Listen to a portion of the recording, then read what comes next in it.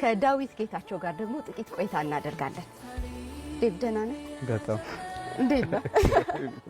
መተህ ስትቀመጥ ጓደኞቼ ዳዊት ሊያወራ ነው አሉ። ልክ ምንድነው? አይ ከማወራ ይልቅ ፒያኖ ብቻ ይሻላል። በአብዛኛው ልክ ግን እኮ የሚያስተምር ሰው እኮ ያወራል ብዙ ጊዜ። ልክ ነው።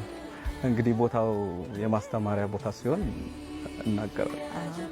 አደባባይ አትወድም? ያው እንዳስፈላጊነቱ አይደለ? ኪንግደም ሳውንድን አስተዋውቀን እስኪ። ብዙዎቻችን እናውቃቸዋለን በዝማሪያቸው በስብስባችሁ፣ ግን የት ነው የጀመረው? እንዴት ነው የጀመረው? እሱን ብንሰማ የበለጠ ደስ ይለናል። ያ እንግዲህ እግዚአብሔር ረድቶን በ2009 መስከረም ወር በመካነ ኢየሱስ ሴሚናሪ ውስጥ በአንድ ስፍራ ላይ እየዘመርን ነበረ ሚኒስትሪው የተጀመረው። አላማውም እንግዲህ የተጀመረበት አላማ ምንድነው? በዮሐንስ ራእይ ምዕራፍ 5 ቁጥር 9 ላይ እንዳለው በኢየሱስ ክርስቶስ ደም የተመሰረተ አንድ ቤተሰብ አለ። ከነገድ፣ ከቋንቋ፣ ከሕዝብ የተሰበሰበ ለእግዚአብሔር የተሰበሰበን ቤተሰብ የሚያስታውስ ቤተሰብ ነው። ስለዚህ ከተለያየ ስፍራ ነው፣ የተለያየ ቸርች፣ የተለያየ ባክግራውንድ፣ የተለያየ ቋንቋ ያለን፣ ነገር ግን በኢየሱስ ክርስቶስ ደም ማዕከልነት አንድ ቤተሰብ የሆንን ሰዎችን ተሰብስቦ ይዘምሩ ነበረ ይላል ዮሐንስ ራእይ ላይ። ስለዚህ ተሰብስበን እንዘምር፣ ኢየሱስን እንዘምር፣ ስለ ኢየሱስ እናውራ፣ ከመዘምርም ያለፈ ደግሞ በተግባርም ደግሞ ፍቅራችንን ለሌሎች እንግለጽ በሚል ሀሳብ የተጀመረ አገልግሎት ነው። ዛሬ በጣም ብዙ በውስጡ ተማሪዎች አሉ። በዛ ላይ ደግሞ በየቸርቹ እየሄዱ ሎካል ቸርቻቸው ላይ ቤተክርስቲያናቸው ላይ የሚያገለግሉ ብዙ ዘማሪያንና ሙዚቀኞችን እግዚአብሔር ሰጥቶናል፣ አሳድጎልናል። ይሄ ነው አገልግሎት። ደስ ይላል። ስንት ናችሁ በጠቅላላ? ብዙ ናችሁ ግን ስንት ናችሁ? ብዙ ያግዙ እንግዲህ ቁጥራችንን በጣም ብዙ ነው። ምናልባት በዚህ አገልግሎት ውስጥ አድሬስ የተደረጉ ተደራሽ የሆኑ ከ3000 በላይ ይሆናሉ። ነገር ግን ደግሞ ይህንን ነገር በመስራት በተለያየ ቦታ ላይ ሆነው የሚያገለግሉ ከ30 የማይበልጡ መሪዎች አሉን።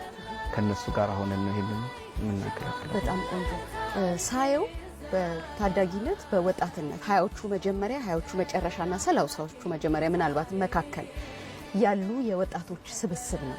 ስለዚህ ትውልድን በተለያየ ገጽ ምናይ ይመስለኛል።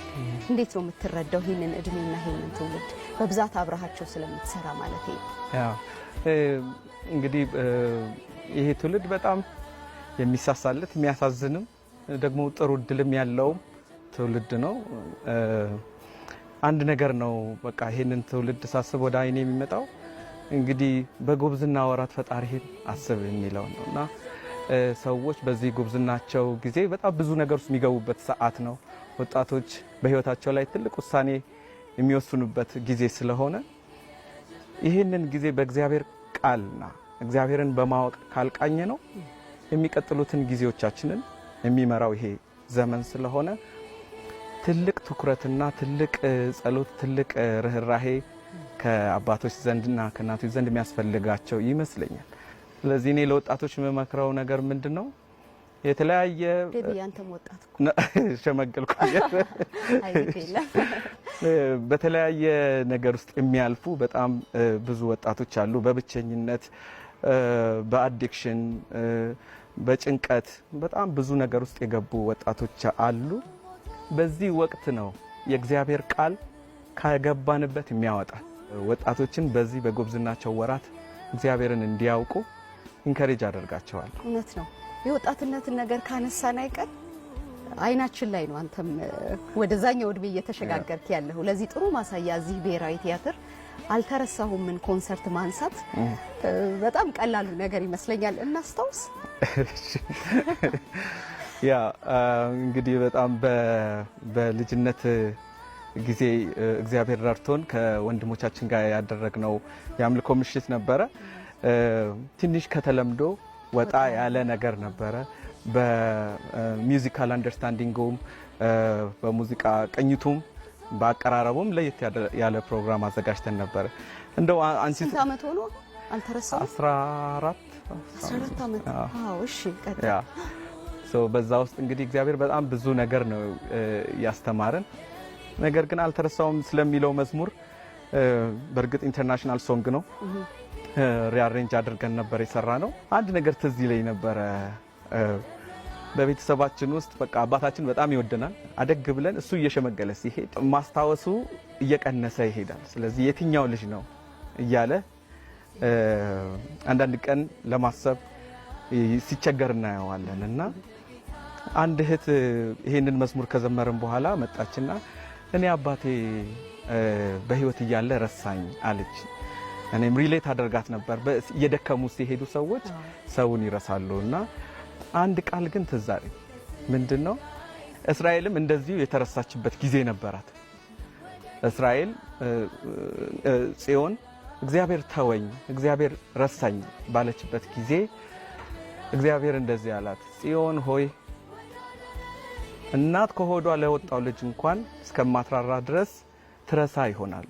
ወይም ደግሞ ሰው እንኳን በሽምግልና ሊረሳ ይችላል። ነገር ግን እኔ ግን አልረሳሽም፣ ቅጥሮችሽም በፊቴ ናቸው ይልና ያጽናናታልና በእግዚአብሔር አለመረሳታችን በጣም ትልቅ ደስታ ነውና አሁን ሁሉም ሰው ብቸኝነት አለው። ዘመኑ ደግሞ የብቸኝነት ነው።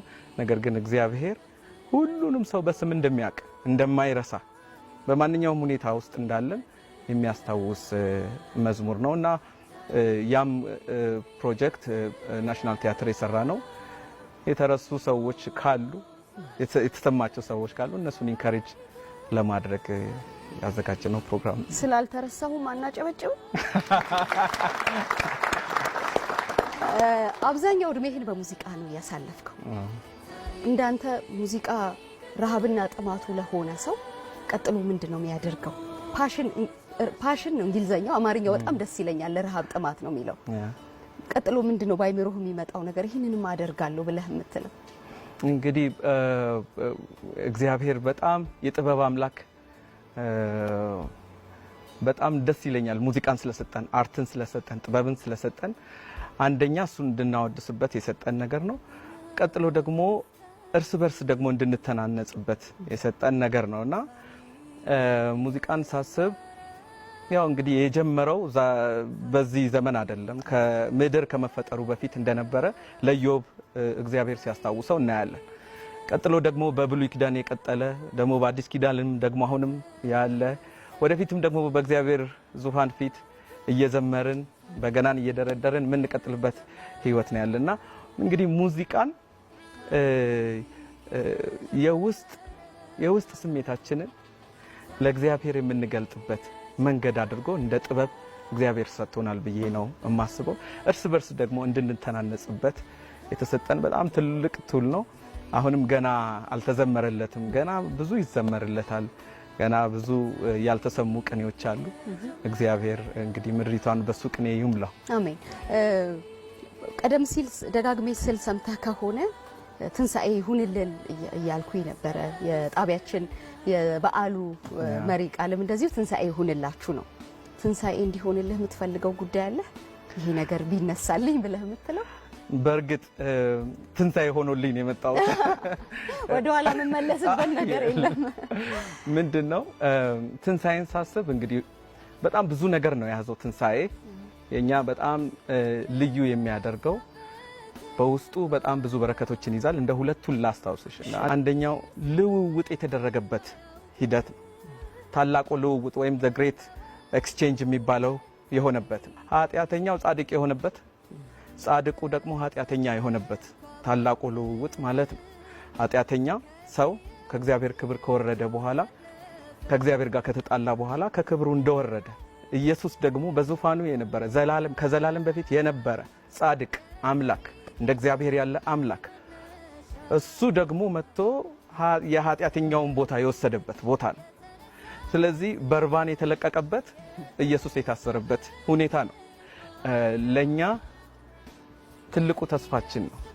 የቆምንበት የጸናንበት ትልቁ ተስፋችን ነውና አንዱን እሱን አስባለሁ። ሁለተኛው ደግሞ ልዩነትም የታየበት ነው። ሁለተኛው ልዩነት ስልሽ ኢየሱስ ክርስቶስ በኃጢአተኞች ፋንታ መጥቶ ሞተ የሚለው ቃል አይደለም ያበቃው። ሞተ፣ ወደ ሲኦል ወረደ አይደለ? ከዛ በሶስተኛውም ቀን ከሙታን ተነሳ። ያ ነው ትንሣኤ። በመነሳቱ ምክንያት ደግሞ ከሌሎቹ ልዩ ሆነ። ሌሎች አማልክቶች አሉ በምድር ላይ፣ እነሱ ሞቱ፣ አልተነሱም። ለዚህ ነው የኢየሱስ ልዩ የሚያደርገው። ለዚህ ወደ ሰማይ አረገ፣ በአባቱ ቀኝ ተቀመጠ፣ ለኛ ዘላለም የሚማልድልን ሆነ።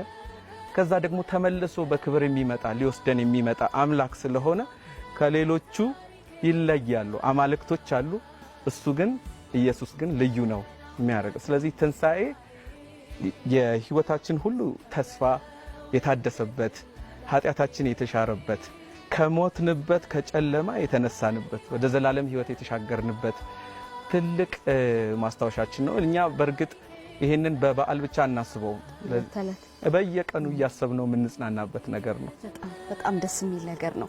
ኪንግደም ሳውንድ ስለመጣችሁ ደግሞ በመዝሙራችሁ መልካም ነገርን ስለሰጣችሁ በጣም እናመሰግናለን። ዳዊት ጌታቸው በጣም ከረጅም ዓመት በኋላ ስንት ዓመት ነው ቃለ መጠይቅ ከሰጠ? 10 ምናምን ከ15 ዓመት ምናምን በኋላ ምሳ እንድጋብዙት ዛሬ በጣም ነው የምናመሰግንህ። የተወደዳችሁ ተመልካቾቻችን ከኛ ጋር ስለምትዘልቁ እናመሰግናችኋለን። እንኳን አደረሳችሁ። በያላችሁበት መልካም ጊዜ ይሁንላችሁ። እንቀጥላለን።